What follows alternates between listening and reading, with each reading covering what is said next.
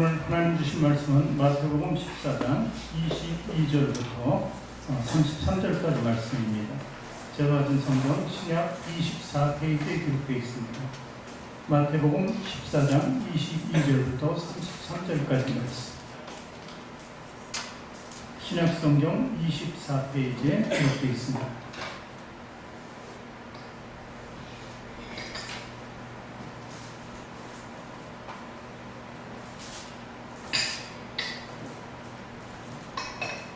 우리 찾으셨으면 오늘은 교독하겠습니다. 제가 먼저 읽고 읽으시길 바랍니다.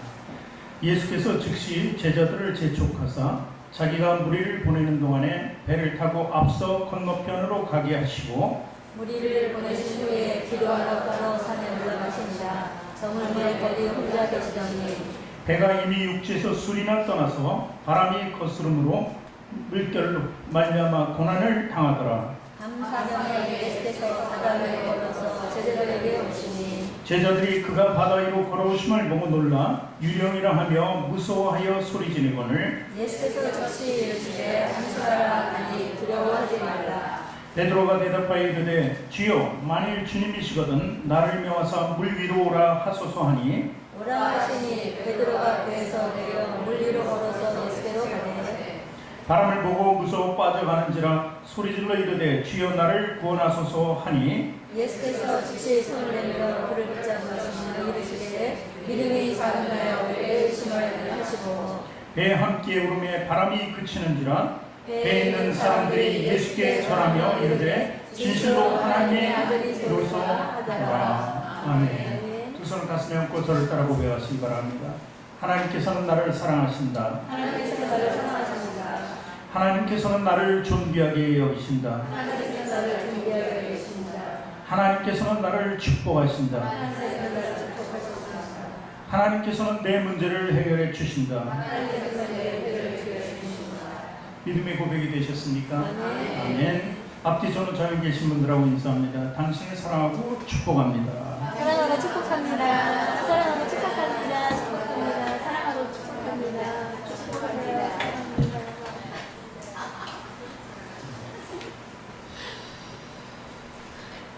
우리는 서로에게 주고받는 우리 귀한 성도들의 사랑과 축복 가운데 살아갑니다. 더 가까이는 하나님의 축복과 하나님의 사랑을 받고 살아가는 거죠. 그것을 서로 표현하고 나누어주고 받고 하는 것이 바로 우리 크리스찬들의 신앙생활인 것을 믿으시기 바랍니다. 오늘은 풍랑을 이기는 믿음이라는 제목으로 은혜를 나눌까 합니다. 얼마 전에 요 근처에 일어난 일입니다. 아직도 진행되어 있는 일인데 우리 사모님 언니가 70세가 되셨는데 좀 편찮으셔서 이제 병원에 찾아왔습니다. 무릎이 좀 안 좋아가지고 들어왔는데 무릎에서 이제 물을 빼려는 시술을 했어요. 그래서 주사위를 빼잖아요. 경험하신 분 혹시 계신가요? 근데 듣기도 아는 분들 많을 거예요. 그런데 그렇게 빼는 과정에서 아마 바이러스가 침투한 거예요. 바이러스가 온 전신에 침투를 해서 이제 큰 병을 또 앓게 됐습니다. 그 바이러스가 어디로 가느냐가 중요한데 몸 전체에 퍼지면서 일으킨 게 뇌수막염 쪽으로 이렇게 나타났습니다. 폐렴으로 가면 또 폐렴으로 이렇게 사망하게 되는데 그래서 뇌수막염을 앓게 된 거죠. 그래서 이제 작은 병원에서 시작했는데 요즘 더 큰 병원으로 옮기겠습니다. 목포에서 이제 그 병원에서 그래도 목포에서 제일 큰 병원인데 안 되겠다 싶어서 전남대병원으로 이렇게 보냈습니다. 전남대병원에서 이제 의사들이 치료를 하기 시작했는데 바이러스가 온통 퍼져가지고 걷잡을 수 없다. 그런데 수술을 해야 된다. 그런데 수술을 하면은 수술을 하던 중에 사망하실 수 있다. 위험한 수술이다.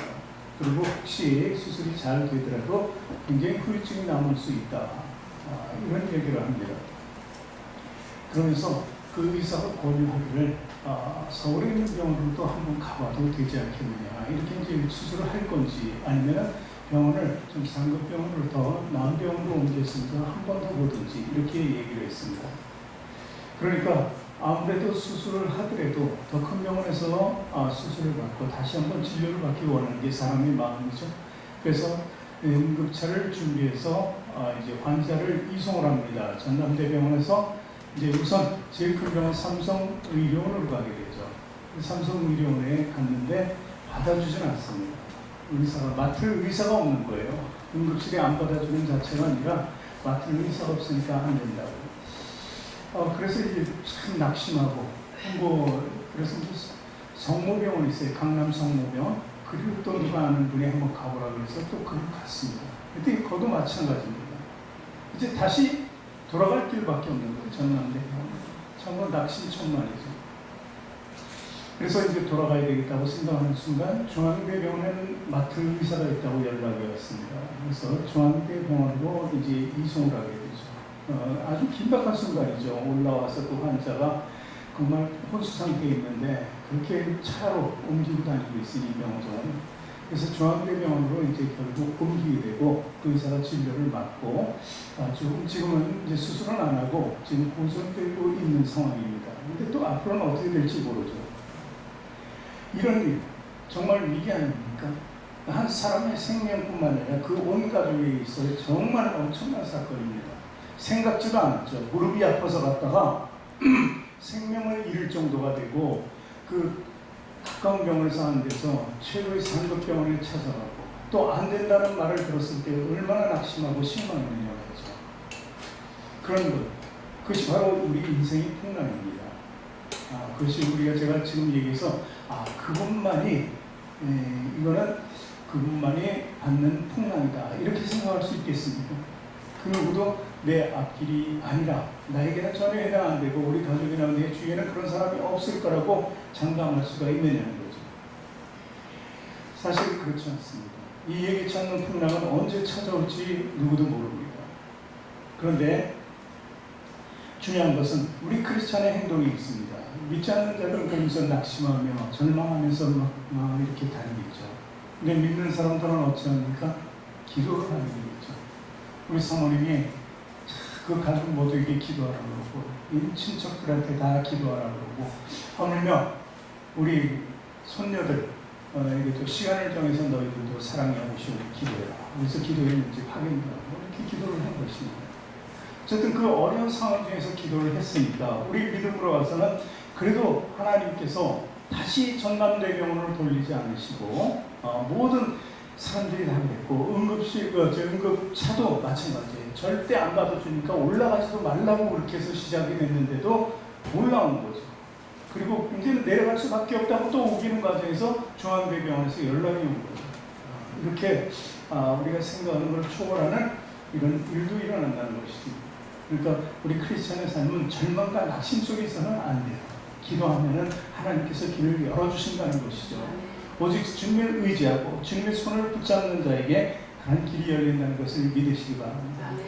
또 이름은 박민자니까 여러분들도 지금 입원해 계시니까 여러분도 생각날 때마다 기도를 좀 부탁드리도록 하겠습니다. 어쨌든 이런 파도, 이런 정말 어려움, 이런 고난이 오늘 말씀 속에서도 이 제자들에게 찾아온 것을 알 수 있습니다.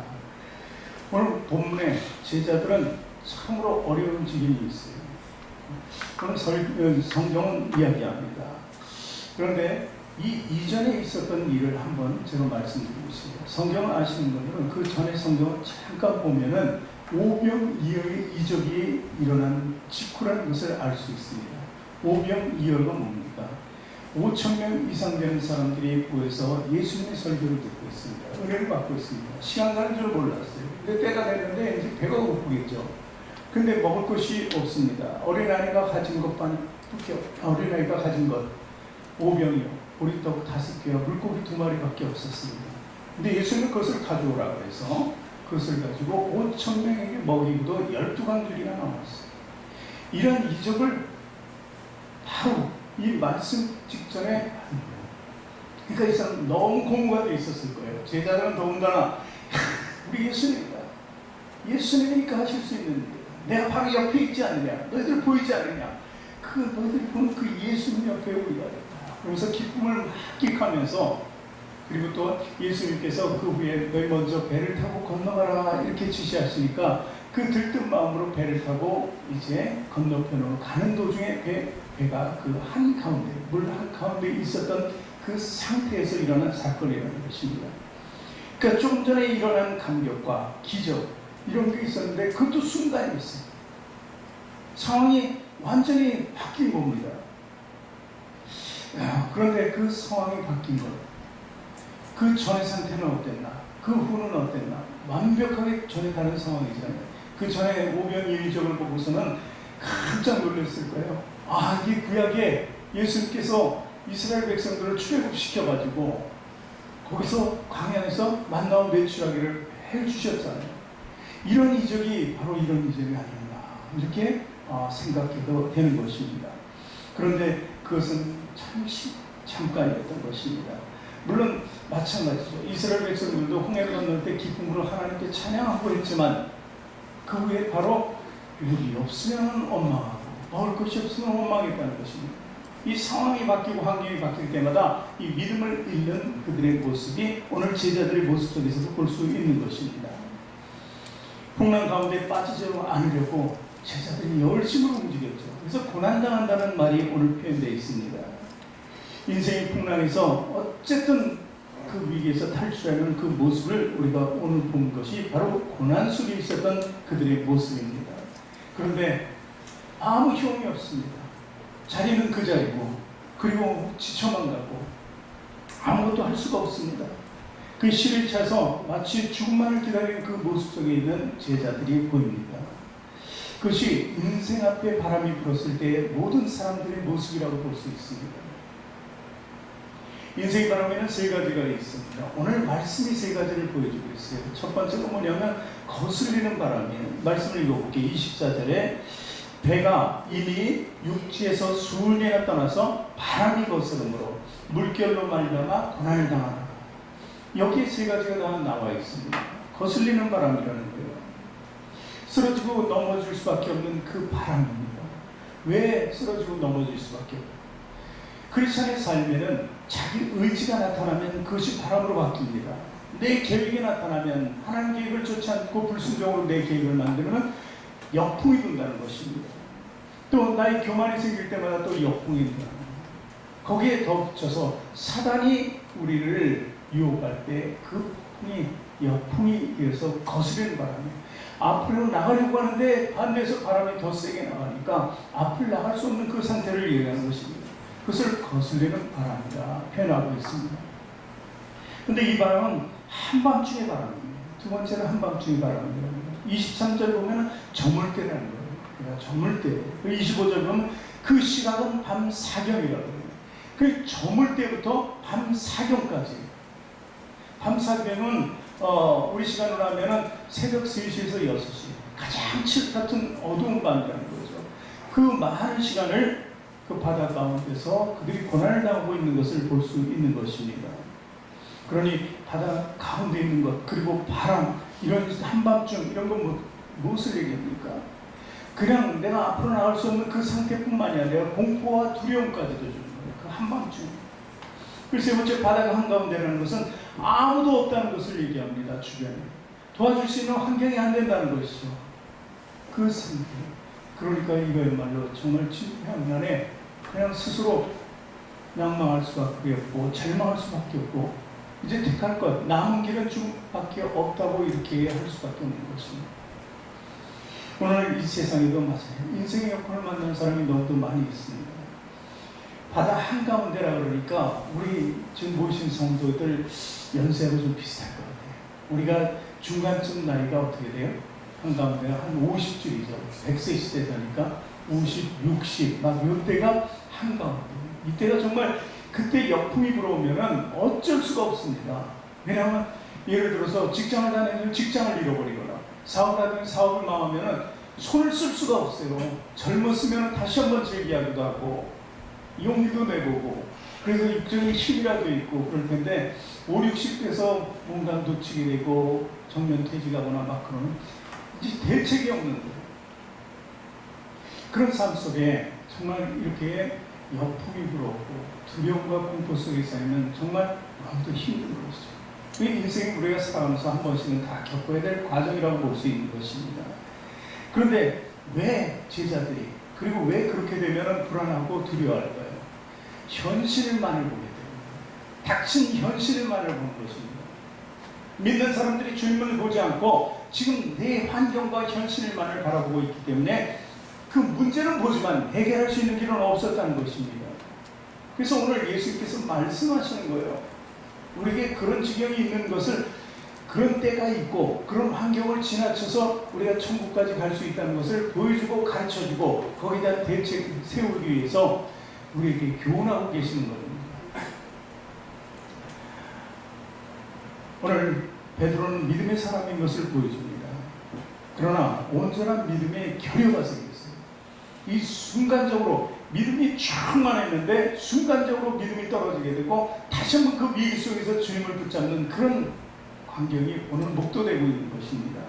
오늘 주인공 말씀은 그 세 가지로 한번 보겠습니다. 첫 번째는 물 위에서 내리는 거예요. 물 위에서 내려서 걷는 거예요.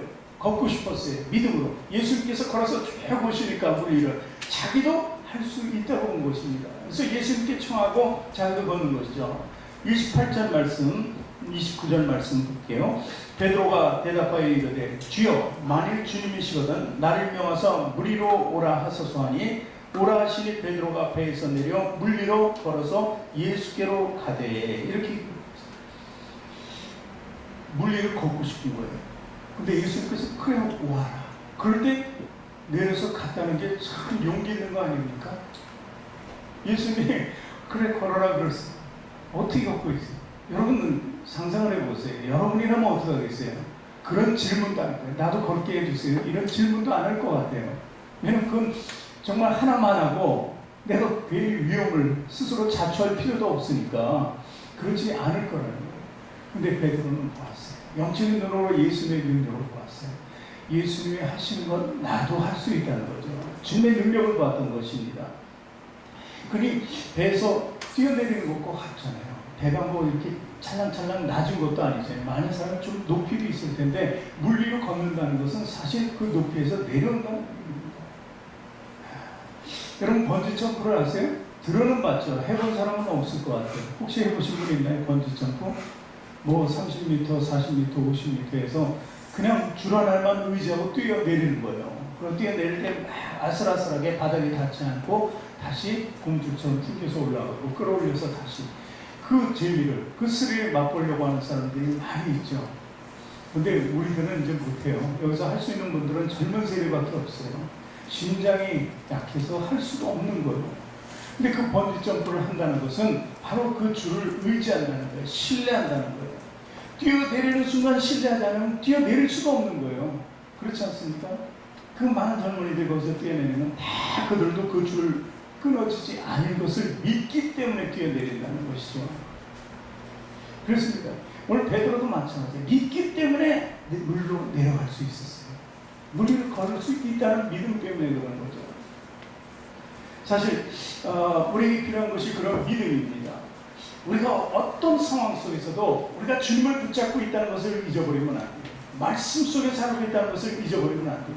말씀 속에서는 우리 과감하게 신앙생활을 할 수 있도록 주님께서 시키셨다는 거예요. 안 될 것 같으니 할 수 있거든요.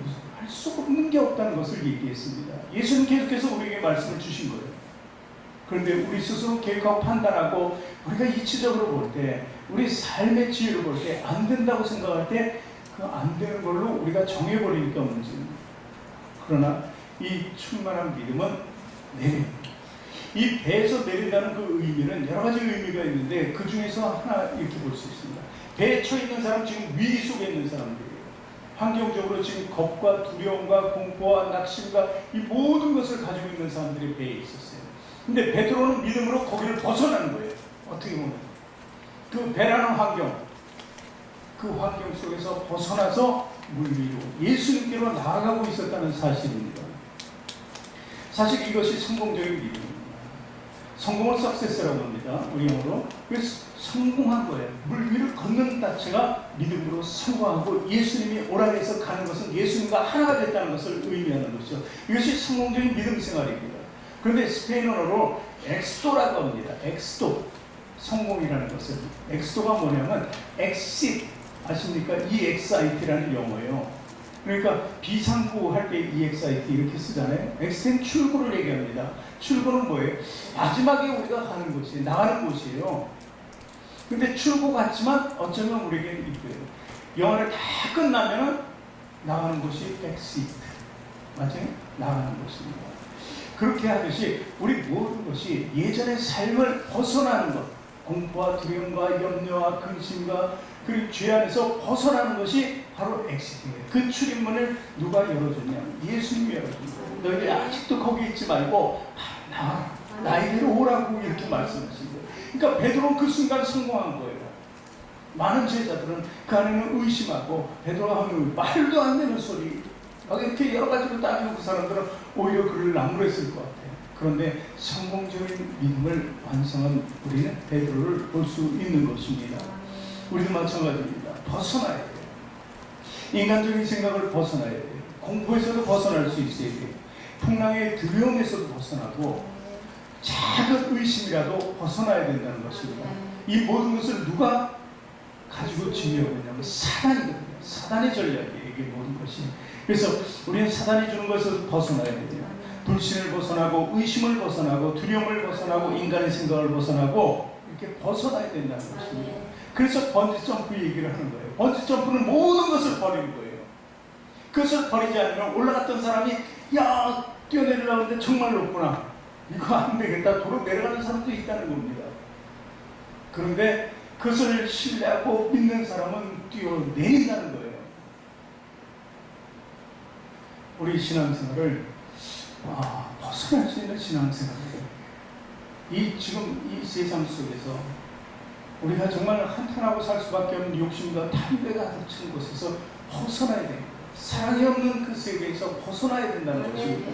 그 벗어나는 것이 바로 믿음이라는 것입니다. 오늘 그 환경적으로 처해진 위기에 대해서 베드로는 벗어난 것입니다. 여러분, 이 홍해를 갈랐잖아요. 출애굽한 이스라엘 백성들이 홍해 앞에 막혔을 때 뒤에서 애국 군사들이 죽이려고 쫓아오고 있습니다. 그 다급한 그들이 원망하고 불평했는데 하나님의 능력으로 모세가 바다를 갈랐습니다. 바다를 갈랐을 때 글쎄 바다 갈랐으면 요만한 물이 있는데 요 정도 갈라졌으면 아무나 다 가죠. 그럼 믿거나 말거나 요 정도 돼도 그냥 건너갈 것 같아요. 근데 바닷속에 얼마나 깊겠습니까? 예를 들어서 그 깊은 바닷속이 갈라졌다고 해서 글로 자신 있게 들어갈 수 있느냐 말이죠. 저 같으면 못 들어갈 것 같아요. 그래도 이게 또 갑자기 그 벽이 무너져가지고 물이 합쳐지면, 그런데 건너갈 수밖에 없는 거예요. 왜냐하면 뒤에서 애국 군사들이 죽이려고 오니까. 그런 상황이 되니까 믿음이 그냥 생기는 거죠. 그러니까 지나가는 거예요, 무조건. 어쨌든 가다가 저들이 쫓아와서 다시 그 안에서 죽이더라도 일단은 벗어나고 싶은 거예요, 위기에서. 이 위기에서 벗어나는 것, 그것이 바로 믿음이에요. 네. 우리는 항상 위기 속에 살고 있는 거예요. 사단과 범죄와 그리고 이 타락한 모든 것에서 우리는 벗어나야 되는 거예요. 우리 쫓아오는 그들을 피해서 나가는 거예요. 우리 스스로는 의심이 있고 두려워서 이거 어떻게 되면 큰일 나죠. 이렇게 할 때 우리는 갈 수 없어요. 그러나 그 위기라는 걸 깨달아야 돼요. 죄가 나를 잡는 거예요. 깨달아야 돼요. 그래서 벗어나는 거예요. 그럴 때 우리는 벗어나죠. 홍해를 가려고 모든 백성들이 지나갈 때 그들에게 있었던 건 한 가지였어요. 신뢰와 믿음이었어요. 하나님은 신뢰와 믿음으로 건너간 거예요. 그 신뢰와 믿음과 그 하나님의 능력이 하나가 된 거예요. 그 순간 하나가 되었기 때문에 그것을 다 벗어날 수 있었어요. 그런데 뒤따라오던 애국 군사들은 자기도 신뢰와 믿음이 있었어요. 왜냐하면 저들이 건너가는 거 보니까 야 우리도 가면 되겠다. 근데 신뢰와 믿음이 있었는데 하나님과 하나 될 수는 없는 거예요. 그들이. 그러니까 물이 합쳐져서 모두 거기에 수장돼 버린 것이죠. 하나님의 백성, 하나님의 택한 자, 하나님의 자녀만이 가질 수 있는 신뢰와 믿음이라는 것을 믿으시기 바랍니다. 베드로는 어둠 바다에도 오직 믿음만 가지고 있는 거예요. 발에 뭘 신은 것도 아니고 믿음만 가지고 있는 거라는 것입니다. 주님은 우리를 향해 오라고 하시는 거예요. 벗어나 나에게로 오라고 하는 거예요. 담대하게 나오라고 하는 거예요. 불안과 염려 가운데 있는 그 환난의 배에서 이제 머물러 있지 말고 나에게로 오라고 하시는 것입니다. 그것이 바로 믿음이기 때문에 우리 믿음으로 뛰어내려야 되는 거예요. 주님께로 나가야 된다는 것입니다. 두 번째는 주님을 바라봐야 돼요. 주님. 이렇게 믿음을 가지고 주님을 향해서 나가는 때는 오직 주님만 바라봐야 돼요. 좌우로 다른 것을 보지 않아야 된다는 것입니다. 오늘 14장 30절 말씀 같이 읽을게요. 바람을 보고 무서워 빠져가는지라 소리질러 이르되 주여 나를 구원하소서 하니. 어떻게 베드로가 믿음으로 뛰어내서 몇 발짝은 걸었을 거예요. 얼마나 걸었는지 몰라요. 그런데 바람이 부니까 갑자기 의심이 생기고 아차 싶고 그럴 때 물에 빠져가게 됐다는 것입니다. 자기 눈이 바람이 부니까 아래를 향해서 본 거예요. 주님을 바라보던 눈이 그 눈이 떨어진 거예요. 다른 데를 바라보게 된 거예요. 파도를 보고 바람을 보았습니다. 그 순간 빠져들게 됐어요. 자기가 빠져드는 걸 보았습니다. 주님과 시선이 맞춰져 있고 그럴 때는 주님만 바라보면서 물이 있을 수 있었는데 다른 시선을 가졌을 때는 물속에 빠지게 됐다는 것입니다. 다시 이 중요한 것입니다. 주님만 바라보고 살기가 사실 어렵죠. 여러분도 그렇습니다. 그러나 또 해결책은 있는 것입니다. 이 두 번째, 이 베드로의 행동에서 무엇을 볼 수 있느냐? 베드로가 믿음의 사람이었어요. 예수님을 어떻게든 지키고자 했던 사람이에요. 그런데 그가 주님을 쫓는 그 공생의 사역이 다 마쳐졌을 때 예수님께서 잡혀가신 그날 밤에 어떻게 했습니까? 예수님을 3번 부인했어요. 나는 모른다. 나는 몰라. 나를 저주하되 나는 몰라. 내가 절대 그럼 내가 정말 사람이 아니다 이런 식으로 막 표현하면서 3번이나 주님을 모른다 그랬어요. 그때 예수님을 바라보던 시각에 누구를 봤어요? 자기 육신을 바라본 거예요. 그동안 믿음으로 주님을 따랐는데 자기가 생각할 때는 가만 주님이 위기에 처하니까 자기 육신을 보는 거예요. 나도 잘못하면 잡혀가서 같이 죽을 수 있겠구나. 그래서 3번이나 부인했던 것입니다. 이것이 믿음 속에서 주님과의 시선을 떨어뜨리거나 주님과 멀어질 때 그 3번 부인할 때는 주님과 멀어져서 멀찍이 따라갔다고 그래요. 항상 붙어 다니던 같이 웬만하면 수식을 하던 베드로가 그때만큼 멀찍이 따라가니까 예수님과 신뢰와 믿음이 쓰러졌다는 것입니다. 그래서 오늘 그 순간적으로 또 예수님을 놓치는 그 모습을 볼 수 있다는 것입니다. 우리도 마찬가지죠. 예배를 드리고 감격 가운데 있어요. 근데 교회 문을 탁 나서면 또 세상을 보기 시작합니다. 우선 보이는 게 내 스케줄, 세상적인 스케줄을 봐야죠. 내 가족도 봐야죠. 주님 만나는 사람도 봐야죠. 환경적인 걸 봐야죠. 그러니까 어떻게 됩니까? 주님과 시선이 이제 떨어질 수밖에 없다는 것입니다. 주님을 바라봤을 때는 물 위에 있었어요. 그 믿음이 나를 세워갔는데 다시 환경적인 모습에서 주님을 떠나니까 우리 예전의 삶으로 돌아갈 수밖에 없는 그런 거죠. 그렇게 하지 말라는 겁니다. 오늘 말씀 속에서 주님 바라보았을 때 우리가 많이 든든했던 그때를 자꾸 기억하라는 것입니다. 우리는 그때를 기억하면서 살아야 돼요. 나도 모르게 순간적으로 그래요. 세상적에 빠질 수가 있어요. 어려움과 고난 속에 빠지면 그렇게 다 될 수 있어요. 근데 그 흔들리는 순간에 우리는 과연 어떻게 대처해야 되느냐? 그것이 바로 3번째 되지. 주님의 손을 주님을 의지하라는 것입니다. 이게 중요한 것입니다. 우리 신앙생활하면서 처음에 믿으면 믿음이 얼마나 굳건한지 몰라요. 그런데 그 가운데서 지루한 믿음 생활 속에서 세상이 자꾸 다가오고 세상의 유혹이 자꾸 들어옵니다. 그 가족과 자녀들 그리고 뭐 내가 하는 일들에 막 그렇게 다가올 때는 주님 이것만은 주님 이거는 좀 그런데 이러면서 합리적인 삶을 펼치면서 주님과 자꾸 눈을 마주치지 않으려고 합니다. 죄가 들어가니까 주님을 다시 볼 수 없게 되는 거죠. 그랬을 때 우리는 빨리 돌아설 수 있어야 돼요. 다시 한번 주님을 불러야 돼. 아 이게 위기구나. 또 내가 왜 위기에 처해 있지? 그러면서 깜짝 놀라가지고 다시 주님을 붙들어야 돼요. 주님의 손을 잡고. 그렇지 않으면 이제 절망 속에 그 신앙을 그때 포기하면 이제 다시는 회복할 수가 없게 된다는 거예요. 그래서 그때마다 깜짝 놀라서 주님을 잡는 거예요. 물에 있던 순간 물을 빠지는데 어떻게 됩니까? 빨리 잡아야죠. 이번에 헝가리 사건도 그랬잖아요. 여행을 갔던 사람이 그렇게 될 줄 알았습니까?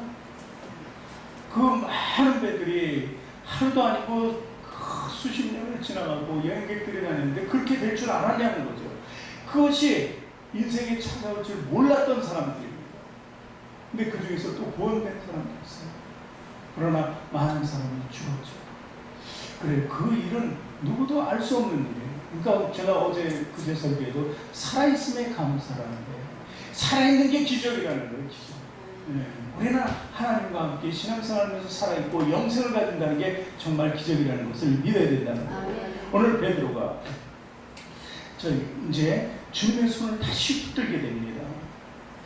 이 베드로가 좀 전에 3번 부인했다고 했죠. 근데 3번 부인하고 끝났으면 이제 나는 절대 예수님을 모르는 사람으로 평생 살아갈 거야. 내가 여태까지 3년 반 동안 엉뚱한 짓 하고 다녔어. 이것이 아니에요. 그 순간 그 3번 부인한다는 얘기를 미리 예수님께서 예언하셨거든요. 경고하셨거든요. 메시지를. 그게 생각나는 거예요. 그랬을 때 베드로는 통곡하기 시작했어요. 통곡하기 시작. 왜 통곡했어요? 자기 잘못을 깨달았습니다. 그리고 다시 돌아가기를 원하는데 통곡이에요. 회개의 목소리를 높이고 울었던 것입니다. 바로 우리 삶에도 이런 순간이 있어야지 다시 주님을 잡을 수 있게 된다는 거예요. 그 통곡 소리가, 회개의 소리가 다시 한번 주님을 잡을 수 있는 기회를 제공한다는 것을 믿으시기 바랍니다. 오늘 본문 31절에 예수께서 즉시 손을 내밀어 그를 붙잡으시며 이르시되 믿음이 작은 자여 왜 의심하느냐 하고, 의심이라는 거예요. 의심. 순간적으로 네가 의심했다는 거죠. 근데 예수님의 구원은 즉시로 이루어졌다는 거예요. 다급하잖아요. 그를 조금만 놔둬도 물속에 빠져서 한 1, 2분만 지나면 죽게 돼 있잖아요. 그러니까 다급하시고 얼른 그를 구원하는 거예요. 아마 물 많이 안 먹었을 것 같아요. 즉시로 잡아주셨으니까. 그러니까 우리 믿음이 충만하고 빨리 돌이키면 그 물 안 먹고 건져질 수 있어요. 그런데 그래도 또 발버둥치면 먹을 거 다 먹고 이제 구원을 받게 될 수도 있어요. 어느 것이 나옵니까? 현명한 처사는 바로 주님을 의뢰하는 것입니다. 믿음이 잠시 흔들려도 주님을 불러야 됩니다. 그때가 주님을 더 부를 때라는 것을 믿으시기 바랍니다. 우리는 내가 쓰러질 때 잡아주는 분이 계시는가, 이것을 항상 염두에 둬야 돼요. 내가 쓰러져도 낙심하지 않고 낙망하지 않는 것은 잡아주는 분이 계시다는 것을 알아야 되는 거예요. 연약할 때 붙잡아 주신다. 약함을 아시고 내 실패를 아시고 다시 일으켜 세워주시는 분이 계시다는 것이죠. 우리 50대, 60대에서 정말 인생의 정말 마지막 험로를 모든 것을 잃어버릴 때 낙망하고 실패하지만 주님을 다시 붙잡으면은 주님께서 무언가 일을 주십니다. 해결책을 주신다는 거예요. 그때도 젊은 사람 못지않게 더 하나님께서 이렇게 세우신다는 것을 믿으시기 바랍니다. 예. 그래서 우리는요, 히브리서 2장 18절을 읽을 필요가 있어요. 같이 읽습니다. 자기가 시험을 받아 고난을 당하셨은즉 시험받는 자들을 능히 도우신다.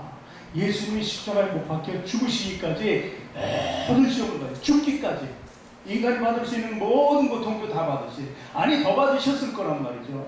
그런데 하물며 우리가 시험 받는 거, 난 죽을 것 같아, 미치겠어, 이거 왜 이렇게 어렵지, 이거 뭐 길이 없네, 이럴 때 주님은 다 아신다는 거예요.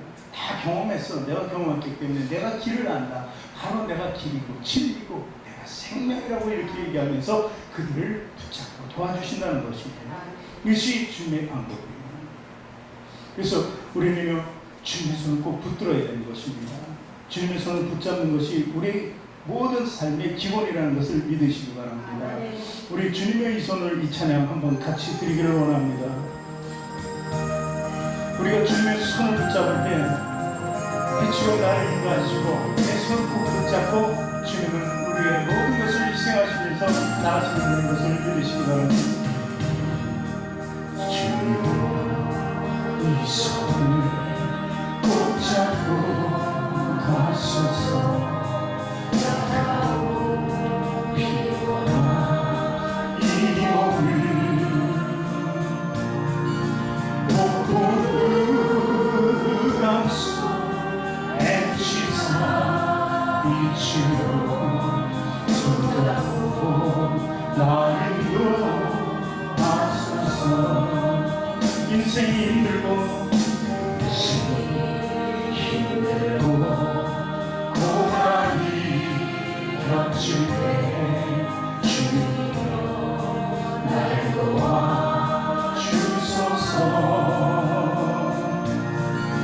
외치는 이 소리 귀 기울이시사 손잡고 나를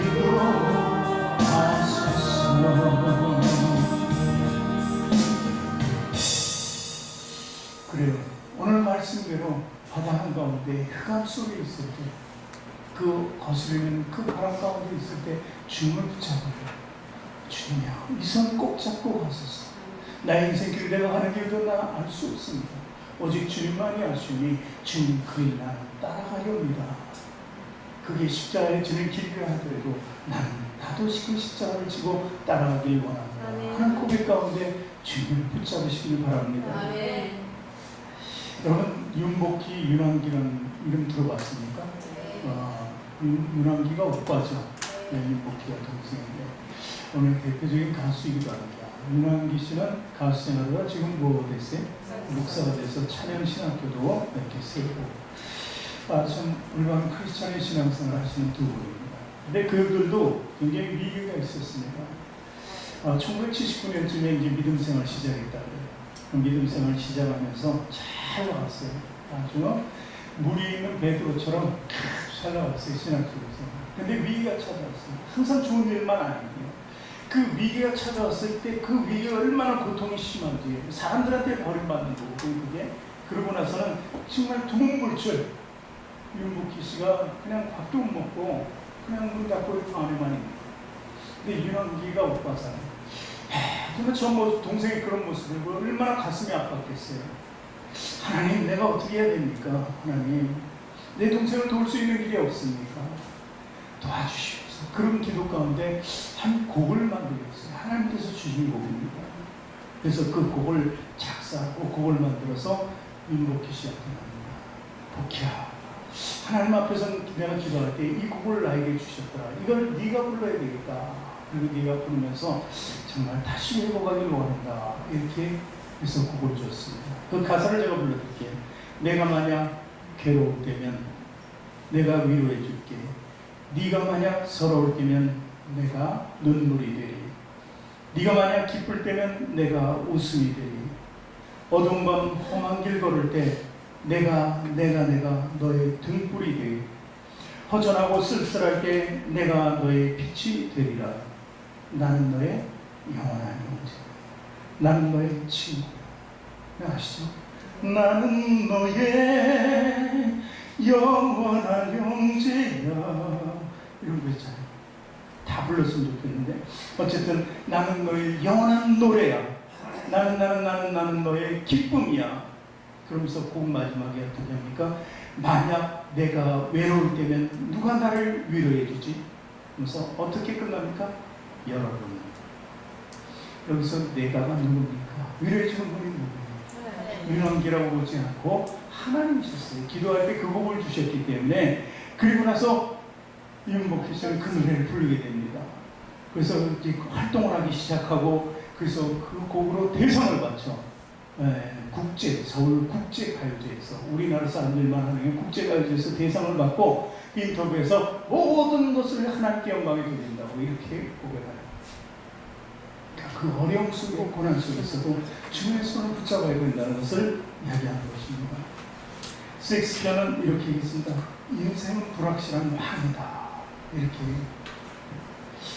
불확실한 삶을 사는 우리에게 확실한 것은 바로 우리가 크리스찬의 생활을 하는 거예요. 믿음의 생활을 하는 거예요. 셰익스피어는 하나님을 알았더라면 셰익스피어가 인생은 확실한 항해다. 누구와 함께? 주님과 함께하는 확실한 항해라는 것을 얘기했을 거란 말이죠. 그것이 바로 우리가 말을 바꿔야 돼. 나의 인생은 주님과 함께하는 확실한 항해다. 천국을 향해서 그 목적지에 반드시 도달하는 그런 항해라는 것을 선포할 수 있어야 된다는 것입니다. 마태복음 14장 25절, 26절, 27절을 읽습니다. 밤 사경에 예수께서 바다 위로 걸어서 제자들에게 오시니 제자들이 그가 바다 위로 걸어오심을 보고 놀라 유령이라 하며 무서워하여 소리를 지르고 예수께서 즉시 이르시되 안심하라 나니 두려워하지 말라. 예수께서 뭐라고요? 안심하라 나니 두려워하지 말라. 바다 가운데 누가 걸어오겠어요? 정말 귀신이 아니고 누가 걸어오겠어요? 보는 게 예수님이신지 몰랐어요. 예수님이시는 것을 알고 난데 얼마나 안도했을까요? 그렇지 않습니까? 그리고 오늘 32절에 보니까 배에 함께 오름에 빠져가는 베드로를 잡아가지고 배에 함께 오름에 바람이 그쳤다. 베드로와 주님이 함께하니까 그 안에 있는 환경이 다 바뀌었어요. 공포와 두려움, 불안, 그리고 죽음을 맛보는 그들에게 환경이 완전히 바뀌었습니다. 이제 기쁨과 삶으로 바뀐 것입니다. 이것이 바로 예수님을 통해서 일어난 일이랍니다. 우리 안에 예수님이 없으면 환경적으로 우리는 죽을 수밖에 없습니다. 늘 염려와 근심으로 살아갈 수밖에 없습니다. 그러나 예수님이 들어오신 염려와 근심은 사라집니다. 우리에게 기쁨이 있고 희망이 있었고, 윤복희 씨가 노래 불렀던 그 노래 가사처럼 나중에 기쁨이 오는 것입니다. 소망이 주어지는 것입니다. 그런 삶을 살아야 됩니다. 오늘 말씀 속에서 예수님께서는 우리에게 말씀하십니다. 나의 손을 붙들라고. 네가 걷기로냐? 믿음대로 믿음 생활하냐? 그 믿음이 너를 걷게 할 것이다. 무리를 걸을 것이다. 믿음만 있으면 우리는 정말 탄탄대로 갈 수 있습니다. 혹시 위기에 빠질 때 그 믿음을 의지하면서 주님의 손을 붙잡으면 항상 우리에게는 좋은 길만 있다는 것입니다. 여러분 스스로 생각해보면 말아요. 내가 왜 이러지? 내가 왜 이렇게 어려움을 당하지? 내가 곤란해졌지? 내가 정말 이렇게 힘든 이유가 뭐지? 잘 생각하면 모든 것이 내 잘못이 있다는 것을 발견합니다. 주의를 막 얘기해. 내가 이렇게 된 것은 저 사람 때문이야. 막 이렇게. 내 가정을 먹고 살리다 보니까 이렇게 된 거야. 내 남편 때문이야. 누구 때문이야. 이러는 거예요. 근데 쭉 살펴봐서 잘 들여다보면 거기에 누가 있냐면 나예요. 내가 없으면 그런 일이 무슨 일이 일어나겠어요. 내가 존재하기 때문에 내가 힘든 일이 생기지. 내가 없으면 그런 일을 만들어지지도 않고 있을 수도 없는 것입니다. 모든 것이 내가 합니다. 그랬을 때 해결할 수 있는 방법은 오직 주님밖에 없음을 믿으시길 주님의 이름으로 축원합니다.